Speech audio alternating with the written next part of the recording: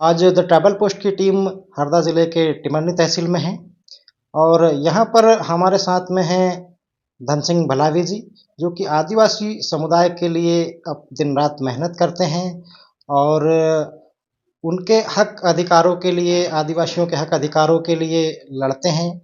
आज हमारे साथ हैं वो, हम उनसे रूबरू चर्चा करेंगे कि सबसे पहले तो भलावी जी का हम हमारे चैनल पे स्वागत करते हैं। जी, सबसे पहले आपके चैनल के सभी दर्शकों और आपके चैनल के सभी लोगों को जो है मेरा जोहार, जय हिंद, जय भारत। शुरुआत हम भलावी जी के शुरुआती जीवन से करेंगे। हम सबसे पहले उनसे जानना चाहेंगे कि आपकी शुरुआती जो प्रारंभिक स्कूल शिक्षा रही है, वो कहाँ से हुई, पूरी हुई? जी, मैं सबसे पहले आपको बताना चाहता हूँ कि मैं वैसे तो मेरा पैतृक गृह निवास जो है बैतूल जिले के ग्राम हर्रामाल से संबंध रखता हूँ, लेकिन मेरी प्रारंभिक शिक्षा जो है होशंगाबाद जिला था। उस समय होशंगाबाद जिले में मेरी 7वीं तक का जो है शिक्षा हुई है, सिवनी मालवा में। इसके बाद राजा बरारी में मैं 7वीं से 10वीं तक पढ़ा हूँ। उसके बाद हरदा जिले में 11वीं 12वीं गृहनगर में ही किया। इसके बाद टिमरनी में मैं फर्स्ट ईयर और सेकंड ईयर किया। फिर भोपाल में जाकर के मैं पॉलिटेक्निक भी 2 साल का कर रहा था, लेकिन 1 साल बीच में ही छोड़ करके जब आर्मी में ज्वाइन हो गया तो 22 साल सर्विस जो है आर्मी मैंने किया हूँ। और उसी सर्विस के दौरान मैंने बीए और मास्टर डिग्री किया। मास्टर डिग्री में मैंने हिंदी लिटरेचर और हिंदी सामाजिक साहित्य से जो है डबल एमए किया हूँ। और वर्तमान में भी मैं अभी जो लॉ की पढ़ाई है वो कंटिन्यू जारी किया हुआ हूँ। ये मेरी जो है शिक्षा है। और आर्मी के अंदर भी कई कोर्सेस होते हैं, वो कोर्सेस भी मैंने किया हूँ। तो जिस प्रकार से आपने अभी बताए हैं, तो इस घटना में आपको कहीं ऐसा लगा होगा या आपको कुछ परेशानी आई होगी, ऐसा कुछ पल आप बताएं? नहीं, देखिए, मैं परिवार मेरा जो है मध्यम गरीब परिवार है। मैं छोटे से किसानी परिवार से संबंध रखता हूँ। और उस वक्त जब हम पढ़ाई करते थे तो उस समय जो है 10 पैसे 5 पैसे का बहुत महत्व होता था। हमें साल में एक जोड़ी कपड़े पर निर्भर रहना पड़ता था और उस समय की शिक्षा बहुत ज़्यादा महत्व रखती थी। और हमारे माता पिता ने हमें किस तरह से पढ़ाया उसका अनुभव हम आपके साथ में इतना ही कह सकते हैं कि बहुत विकट परिस्थितियां थी। और अभी वर्तमान में आप कैसा देखते हैं, आदिवासियों की शिक्षा को लेकर के क्या कहना चाहेंगे? देखिए, सब आदिवासियों की शिक्षा के बारे में हम ये बोलते हैं कि हम लोग जो है इतने सक्षम नहीं हैं कि हम प्राइवेट स्कूलों की तरफ जा सकें, क्योंकि प्राइवेट स्कूलों में हम उतनी उनकी फीसें पूरी नहीं कर सकते हैं। उतना हमारे पास में अर्थव्यवस्था नहीं है। हम शासकीय शिक्षा की ओर से ही शिक्षा पा सकते हैं, लेकिन हमारे क्षेत्रों में जो स्कूलें हैं उनमें उच्च क्वालिटी की शिक्षा का अभाव आज देखने को लगातार मिल रहा है। मैं रात दिन जो है सामाजिक कार्य कर रहा हूँ, जिसमें देखने के लिए मिल रहा है कि हमारे बच्चे जो 10वीं 12वीं पढ़ के आंचलिक क्षेत्रों के या आंचलिक स्कूलों से आते हैं, उन्हें अपना जो यहाँ पर कॉलेज का फॉर्म भरने के लिए भी दूसरे की मदद लेनी पड़ती है या दूसरे से भरवाना पड़ता है। तो शिक्षा का स्तर तो हमारे आदिवासियों के लिए सही नहीं हो पाया है। हम उस पर लगातार काम कर रहे हैं और आपके चैनल के माध्यम से भी मैं बोलना चाहता हूँ कि शिक्षा हमारे क्षेत्रों में बहुत कमजोर है, उसमें सुधार आना चाहिए। किसे जिम्मेदार मानते हैं आप इस आदिवासी समुदाय की शिक्षा कमजोर होने के लिए? देखिए, इसमें मैं 2 वर्गों को जो है जिम्मेदार मानता हूँ। एक तो जो वहां पर वर्तमान में पढ़ाई कर रहे हैं, दूसरा स्वयं के जो हमारे लोग हैं वो भोले भाले हैं, उनको इतना शिक्षा का महत्व तो पता नहीं है। तो हमारे जो अधिकारी वर्ग के लोग या कर्मचारी वर्ग के लोग पढ़े लिखे हैं, उन्हें जन जागृति लाना चाहिए समाज के अंदर में। और समाज में स्कूलों में जा करके स्कूलों की व्यवस्था ग्रामीण रूप से जो है सुधारना चाहिए, क्योंकि शासन प्रशासन जो है उस साधन को वहां पर मुहैया कराने का आदेश जारी कर सकती है, लेकिन ग्राम की जो व्यवस्था है या ग्रामीण स्कूल की व्यवस्था वहां के गांव की जो जनता कर सकती है या वहां के जो प्रतिनिधि कर सकते हैं, उन लोगों को इसकी जिम्मेदारी उठानी चाहिए। सबसे ज्यादा जिम्मेदार गांव के जो लोग हैं उन्हीं को मैं मानता हूं। शासन के बाद। आपकी आर्मी की सेवा में ऐसा कोई पल जब आपको ऐसा लगा हो या वो पल बहुत ही आपके लिए सुखदायी रहा हो? देखिए, आर्मी का मुझे मेरे साथ में जो घटनाएं हुई हैं उसमें सबसे महत्वपूर्ण पल ये रहा कि 1999 में जब कारगिल की लड़ाई हुई थी, उस लड़ाई में मैं भी भागीदार बना था और उस लड़ाई के मेरे पास चोटों के कुछ निशान भी हैं। मैं भी उस गंभीर रूप से उसमें घायल भी हुआ था। वो मेरे लिए एक ऐसा पल था जिसमें मुझे लगा कि नहीं, मैं मातृभूमि के लिए कुछ कर सकता हूँ या कुछ किया हूँ। और आज भी वो पल याद आता है जब मेरे साथी कुछ बिछड़ गए। उनका याद करके आज भी जो है सीना मेरे गर्व से भी फूलता है और दूसरे उनकी याद में आंखें भी जो है मेरी नम हो जाती हैं। तो भविष्य में अगर आर्मी में समुदाय का आदिवासी समुदाय के युवा जुड़ना चाहते हैं तो उनके लिए आप क्या कहना चाहेंगे? देखिए साहब, आर्मी एक ऐसी संस्था है जहां पर कोई भेदभाव नहीं है। आर्मी एक स्वतंत्र और सेकुलर संस्था है जो देश के प्रति ईमानदारी, निष्ठा और कर्तव्यनिष्ठ की जो है नीति सिखाती है, धर्म सिखाता है। आर्मी के अंदर में कोई जातिवाद नहीं है, आर्मी के अंदर में कोई पक्षपात नहीं है। आर्मी के अंदर में एक ऐसा भाव उत्पन्न होता है जिससे हम अपनी मातृभूमि की रक्षा कर सकें।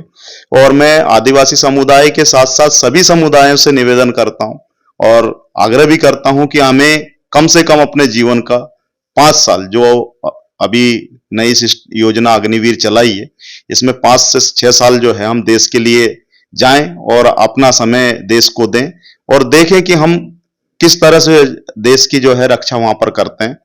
हमें अपने समुदाय के लोगों से भी खासकर है कि हमारा समुदायवासी जो है, हमारे बच्चे जो है बलिष्ठ होते हैं, खेलकूद में जो है निपुण भी होते हैं, लेकिन उनको सही तरीके से जो एक योग्यता मिलनी चाहिए या उनको प्रशिक्षण मिलना चाहिए, उसके अभाव में वो आगे नहीं बढ़ पाते हैं। लेकिन आर्मी में जाने के बाद में इन चीजों में भी जो है वो आगे आ सकते हैं और देश का नाम रोशन कर सकते हैं और समाज का नाम भी रोशन कर सकते हैं।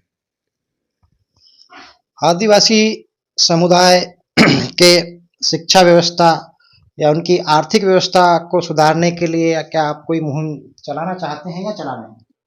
जी बिल्कुल, हम लोग जो हैं, हमारी टीम है, मैं जय आदिवासी युवा शक्ति संगठन JS और AIRTC all India tribal religion community के तहत काम कर रहा हूं। और इसमें हम लोग जो हैं हमारे क्षेत्रों में, गांव में जा जा करके और छात्रावासों में जा करके बच्चों को प्रशिक्षण भी दे रहे हैं और साथ ही साथ में उनको समझाइश दे रहे हैं, ज्ञान दे रहे हैं और इसकी नीति बता रहे हैं कि हमें किस प्रकार से तैयारियां करनी चाहिए और शिक्षा में हमें किस जगह पर किस प्रकार की शिक्षा को लेना चाहिए। आज हमारे समाज के अंदर में शिक्षा के लिए अर्थव्यवस्था सबसे बड़ी कमजोर स्थिति बन रही है। उसके लिए भी हम लोग जो हैं अभी मैं रिटायर हुए 5 साल हो रहा हूं और इसमें बीच में हमने योजना भी बनाई थी, लेकिन कोरोना काल ने हमको डिस्टर्ब कर दिया था। अभी दोबारा हम योजना बना करके चरणबद्ध तरीके से जो पढ़ने वाले विद्यार्थी हैं उनको आर्थिक रूप से मदद भी करें, जिससे हमारे समाज के कुछ लोग जो उच्च पदों पर जाएं और समाज को उन्नति की ओर ले जाएं। ये शिक्षा के लिए बेहतर कार्य हम लोग करने के प्रयास में हैं। जैसा कि मुझे याद आ रहा है कि आज 14 नवंबर है और कल 15 नवंबर है। 15 नवंबर मतलब आदिवासियों के भगवान कहे जाने वाले भगवान बिरसा मुंडा जी की जयंती है। आप क्या कहते हैं बिरसा मुंडा जी के बारे में? जी, सबसे पहले तो मैं अपने क्षेत्र की जनता और समस्त देश की जनता को भगवान बिरसा मुंडा जयंती पर कोटि कोटि बधाई और नमन करता हूं। भगवान बिरसा मुंडा से समाज को और अन्य समाज को भी जो है एक सबक लेना चाहिए और सीख लेना चाहिए कि उन्हें भगवान क्यों कहा गया या धरती आबा क्यों कहा गया। क्योंकि उन्होंने जल, जंगल, जमीन 3 चीजों के लिए अपने समाज और अपने कबीले के लिए जो है ये लड़ाई उन्होंने लड़ी थी। क्योंकि जल, जंगल, जमीन आदिवासियों का मुख्य स्रोत है। जल है तो जीवन है और जंगल है तो जीवन है और जमीन है तो जीवन है। इसके आधार पर ही हम लोग जीते हैं और इसी को, प्रकृति को हम मानते भी हैं। भगवान बिरसा मुंडा ने भी, क्योंकि अगर हमारे पास जमीन नहीं रहेगी, वैसे तो हम लोगों को ये लोग आदिवासी बोलते हैं, लेकिन आदिवासियों को जो चीज मिलने चाहिए सुविधाएं, वो आज तक नहीं है। आदिवासी इस देश का मालिक है। अगर आदिवासी जैसे ही शब्द कहीं पर भी प्रयुक्त होता है या आता है या उस सामाजिक व्यवस्था में नाम आता है, तो उससे बोध यही होता है कि यहाँ का प्राचीन से प्राचीन जब सभ्यता यहाँ पर बनी है, उस सभ्यता का जो मूल गुण है वो आदिवासी है, तो उनको मालिकाना हक नहीं है। आज वो नौकर की तरह रह रहे हैं या फिर मजदूर की तरह रह रहे हैं, उनको सही तरीके से जो है, जो आज की व्यवस्थाएं हैं वो नहीं मिल पा रही हैं। तो भगवान बिरसा मुंडा जो हैं, उन्होंने इन्हीं व्यवस्थाओं के खिलाफ एक आंदोलन चलाया और उस पर उन्होंने एक ख्याति भी पाई और हक अधिकार भी जो है आदिवासी समाज के लिए दिलवाया। लेकिन पूर्ण रूप से आज भी जो है आदिवासी समाज को नहीं मिल रहा, लेकिन हम भगवान बिरसा मुंडा के इतने ऋणी हैं कि हम उनका ऋण कभी उतार नहीं सकते हैं। वो हमारे अग्रज हैं, हमारे पूर्वज हैं, पुरखा हैं, हमेशा वो पूजे जाएंगे। भगवान बिरसा मुंडा जी ने बहुत छोटी उम्र में अपने समुदाय के लिए, अपनी धरती के लिए अपने प्राणों का बलिदान दे दिया था। लेकिन आज का जो समय है, आज का जो युवा है, वो किस ओर जा रहा है? इस सारी चीजों को आप किस नजरिए से देखते हैं? देखिए, एक इसमें दो चीजें होती हैं। एक तो ज्ञान का अभाव है, उनको सही रास्ता नहीं मिल पाना। दूसरी चीज क्या है, आज की ये जो चकाचौंध वाली दुनिया है, इसमें नई नई चीजें जो आ गई है समाज के अंदर में, इसमें आदमी अपने में ही मस्त हो गया है। आज क्या है, परिवार के अंदर में संयुक्त परिवार बहुत कम हो गए हैं, एकाकी परिवार हो गए हैं और बच्चों को जो शिक्षा दे रहे हैं तो वो शिक्षा सिर्फ कागजी शिक्षा है।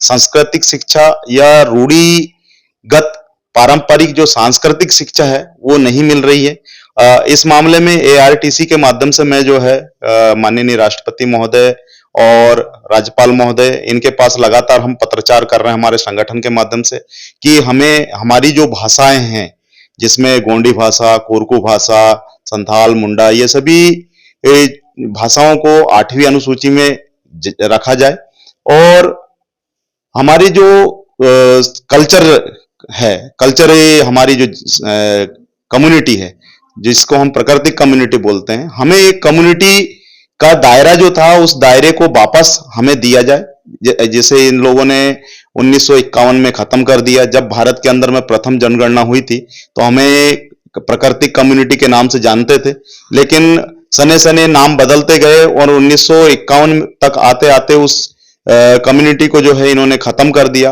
और आज हम लोगों को जो अलग अलग कम्युनिटियों में गिन रहे हैं, तो हमारी जो ओरिजिनल पहचान है वो मिट रही है। तो हम अपनी ओरिजिनल पहचान को भी पाने के लिए काम कर रहे हैं कि हम ओरिजिनल हैं, हम इस देश के मालिक हैं। इस देश में हमारी जो आर्थिक स्थिति मजबूत होनी चाहिए, वो आर्थिक स्थिति मजबूत ना होकर के हम कमजोर वर्ग में जा रहे हैं और दूसरे के गुलाम बनते जा रहे हैं। तो इसकी और हम लोग लगातार काम कर रहे हैं और शासन प्रशासन से भी इस चीज की तरफ जो है हम लोग लगातार आवाज भी उठा रहे हैं। लेकिन वर्तमान में हमारी जो व्यवस्थाएं हैं, संस्कृति है, उसको हम सने सने क्या है, दूसरी व्यवस्थाओं के चलते पिछड़ गए हैं। तो उन व्यवस्थाओं को हम साथ में लेकर के हम अपने हक अधिकार को पा सकते हैं। जैसे हमारे रूढ़िगत जन प्रथागत प्रथा ग्राम सभा है, उस पर हम लोग लगातार जो है अभी काम कर रहे हैं। हमारे लोगों को अपने हक अधिकार और उनका जो गांव के आसपास का क्षेत्र का दायित्व जो है बता करके उनको हक अधिकार के बारे में जानकारी दे रहे हैं। ये हमारी जो है रणनीति अभी चल रही है। हमारे चैनल के माध्यम से आप क्या संदेश देना चाहते हैं? आपके चैनल के सभी दर्शकों को और आम जनता को और आपके चैनल के माध्यम से मैं यही बोलना चाहूंगा कि हमारे आदिवासी समाज में हमारे जो वनांचलिक क्षेत्र हैं या ग्रामीण क्षेत्र हैं, यहाँ पर जो माता पिता अपने बच्चे को स्कूल भेज रहे हैं, तो स्कूल भेजना ही उनका दायित्व नहीं बनता है। बच्चा स्कूल में क्या पढ़कर आया, घर में ये पूछना भी है और महीने में कम से कम एक बार स्कूल में जाकर के शिक्षक से पूछे कि मेरे बच्चे को क्या पढ़ाया है, क्या मेरा बच्चा यहाँ पर वो चीज बता सकता है। अगर ये सभी ग्रामीण क्षेत्र में और आंचलिक क्षेत्रों में अगर होना शुरू हो गया तो हम शिक्षा का स्तर भी अच्छा पाएंगे। दूसरी चीज कि हमें हमारे जो डॉक्यूमेंटेशन है, हम डॉक्यूमेंटेशन में भी क्या है बहुत कमजोर हैं। हमारे जो यहाँ पर वर्तमान में जितने भी कार्ड या जिनसे हमें शासन प्रशासन का लाभ मिलता है, उनमें हमारे नाम में बहुत सारी भ्रांतियां हैं। वो भ्रांतियां जो है हम जब तक ठीक नहीं करेंगे, जैसे एक नाम का ही आदमी दीपक लिखता है, उसकी हिंदी में तो दीपक ठीक है, लेकिन अंग्रेजी में मिस स्पेलिंग अगर हो जाती है तो उससे क्या है, उनको उन चीजों का लाभ नहीं मिल पाता है। और सामने जो शासन प्रशासन के लोग बैठे हैं वो बताते भी नहीं है कि आपके नाम में क्या खराबी है या आपका नाम किस वजह से जो है रिजेक्ट हुआ है।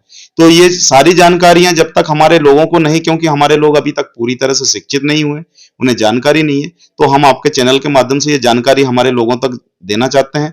और आपके चैनल के माध्यम से मैं सभी क्षेत्र की जनता से, हमारे जो आदिवासी समाज के भाई हैं या हमारे एससी समाज के भाई हैं, उनसे निवेदन करना चाहता हूं, या ओबीसी समाज के भाई हैं, कि आप अपने बच्चे को जरूर पढ़ाएं और गवर्नमेंट स्कूल की तरफ पढ़ाएं, क्योंकि हमें गवर्नमेंट स्कूलों को भी बचाना है। आज गवर्नमेंट स्कूलों की संख्या धीरे धीरे कम होती जा रही है और प्राइवेटों की बढ़ती जा रही है। और प्राइवेट स्कूल अगर पूरी तरह से हम पर हावी हो जाएंगे तो हम अपने बच्चों को आने वाले वक्त में शिक्षा की ओर नहीं ले जा पाएंगे और हमारे बच्चे जो हैं अनपढ़ रह जाएंगे। तो आपके चैनल के माध्यम से मैं सभी हमारे समाज के बंधुओं से, एससी एसटी ओबीसी के बंधुओं से और अन्य समाज के जो बंधु हैं, माइनॉरिटी हो या फिर जनरल समाज के भी जो गरीब बंधु हैं, उनसे निवेदन करना चाहता हूं कि वो स्कूलों में जाएं, स्कूलों की जो है सही व्यवस्था देखें और शिक्षा की तरफ अग्रसर हो और संविधान को जो है शिक्षा में जोड़ें और संविधान के बारे में हर बच्चे को और हर घर तक का जो है उसकी जानकारी जाए। ये आपके चैनल के माध्यम से एक संदेश देना चाहता हूं। तो साथियों, आज हमारे साथ हैं धन सिंह भलावी जी, जो कि एक रिटायर्ड आर्मी मैन हैं। इसी प्रकार के और इंटरव्यू, स्टोरी एवं खबरों के लिए आप हमारे साथ बने रहिए the tribal post news channel पर। ज़्यादा से ज़्यादा हमारे चैनल को सब्सक्राइब करिए, लाइक करिए और शेयर करिए। धन्यवाद।